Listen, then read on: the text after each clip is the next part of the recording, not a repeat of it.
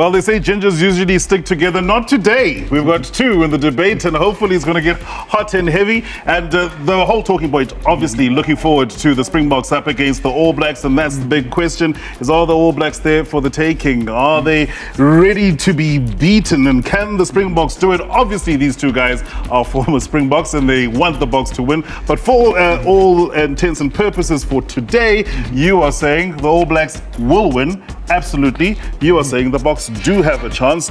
Gentlemen, over to you. Well, listen, it's like you said, we all want them to win. The only thing, I mean, there's a few things in my mind quickly that comes up, but the first thing is the forwards. You've said it before, the Springboks are really playing well at this moment. Their scrums are solid, line-out's great. I do think, though, that the All Blacks are really over the Springboks in terms of how they interplay with the backs, loose play, how they keep the ball so going. You got into continuity straight away when you mentioned the forward pack is the most important thing.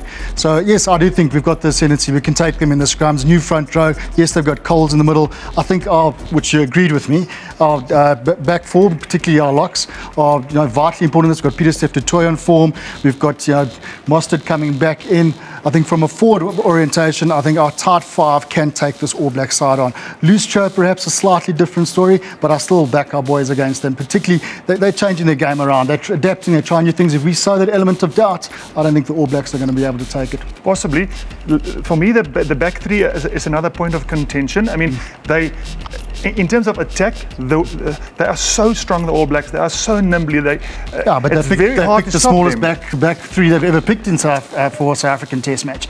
I mean, in comparison, dwarfs compared to what they've had in previous years. And Mackenzie wasn't so grand under the high ball either. It's going to be raining. Yes, it might be a bit slippery on the ball. Our back could see against them any day. Fact that it's going to be 40 kilometers wind on Saturday. It's breezy, with a bit of rain. Used to that in South both Africa. teams, in fact, is going to be tough. Both haven't been great under the high ball. So, I don't know. I think the All Blacks still a little bit ahead. I think our defence can crack this code. I think you're going to get it really fast. We've watched the British and Irish Lions. They got them on the back foot. They were combative with their loose forwards and their tight five getting stuck into the game. We've got Etzebeth on form. We've got the beast from Tarariro on form. We've got Malcolm Marx with Dan Cole's probably the two best hookers in world rugby. I think if we just get an edge of them and take one or two opportunities, we can get them on the back foot.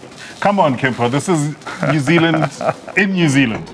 New Zealand in New Zealand? Yeah, no chance. There's a passion in the side. There's a camaraderie. There's a brotherhood that we spoke about with Bobs earlier. So we can really get stuck. But you talk about a team that knows how to win. Element of doubt. You're talking about a team that knows how to win, even under pressure. On the back foot, you never know what can happen. I do agree with you that belief, if there's a belief in a team, it can actually push you over there. So that's what I'm saying. It's going to be a tight game, but I don't think they're good enough. Such a Springbok. You just can't do it. You just can't defend the All Blacks. But join in the conversation. Use that hashtag. What do you think? SS Rugby.